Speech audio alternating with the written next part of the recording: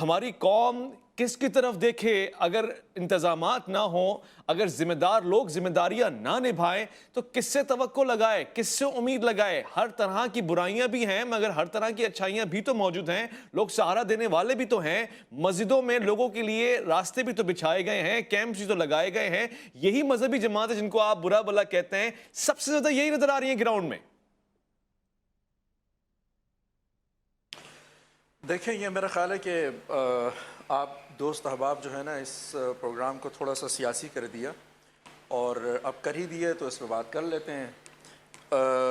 لیکن میرا اپنا خواہش یہ تھی یا خیال بھی یہ تھا کہ ہم اس میں موسمیات پہ، ماحولیات پہ، کلائمیٹ چینج پہ، اور اس میں جو ہمارا غلط رول ہے بطور شہری کے بھی یا بطور ہمارے پالیسی ساز کے بھی، ہم اس کے اوپر بات کرتے۔ لیکن اب سکور نمبرنگ ہوگی تو اس سے میں اپنے آپ کو بچاؤں گا، کیونکہ بات بہت لمبی چلی جائے گی۔ آپ کو میرا نقطہ نظر بھی پتہ ہے کہ میں خود سیکولر ہوں، اور یہاں پہ ظاہر ہے کہ اب سیکولرز پہ بات بھی ہو گئی ہے، تو چھوڑیں اس کو، میں کیا اس کا دفاع کر کے کچھ کروں۔ لیکن ایک بات میں آپ سے عرض کرنا چاہوں کہ جو کچھ بھی ہوا اس ملک میں، پورے پاکستانیوں نے بلا تمیز رنگ و نسل انہوں نے اس سیلاب میں آگے بڑھ کے لوگوں کی مدد کی ہے، نمبر ایک۔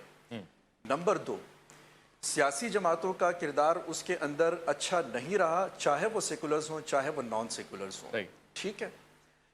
اچھا، تیسری بات یہ ہے، جب آپ اس کو، ہر چیز کے اپنے اپنے کچھ دائرے ہوتے ہیں، یہ جماعت اسلامی کو خود اس کا تجزیہ کرنا ہوگا کہ وہ کیا وجہ ہے کہ جب وہ آٹا تو وہ پہنچاتے ہیں، ہاسپٹل وہ بناتے ہیں، لوگوں کو اسٹریچر ویل چیئر وہ دیتے ہیں، لیکن ووٹ کہیں اور چلا جاتا ہے۔ اس کا تجزیہ جو ہے نا جذباتی بنیادوں پہ نہیں ہو سکتا۔ یہ ایک سوشل سائنٹسٹ کو اور ایک پولیٹیکل سائنٹسٹ کو آپ بٹھائیں گے اور اس سے پوچھیں گے کہ یہ کیوں ہوتا ہے۔ اس کو میں آپ کو آسان الفاظ میں یہ بتا دیتا ہوں کہ یہاں پہ مثال کے طور پر مفتی صاحب نے تحریک لبیک کو گلوریفائی کیا ہے، ٹھیک ہے، میں گلوریفیکیشن کہوں گا اس کو۔ اچھا، میں اگر یہاں سے تھوڑا سا آگے جاؤں، خدا نخواستہ کسی مصیبت میں مبتلا ہو جاؤں اور ایک شخص آتا ہے مجھے بتائے بغیر کہ وہ تحریک لبیک کا ہے، وہ میری مدد کرتا ہے، میں اس کی مدد لوں گا۔ اور میں اس بات کے اوپر بھی بلیو کرتا ہوں کہ اگر وہ مشکل میں ہوگا تو میں اس سے یہ پوچھے بغیر کہ تم تحریک لبیک کے ہو یا کہاں سے ہو، میں اس کی مدد کروں گا بھی، اس سے مدد لوں گا بھی، ٹھیک ہے۔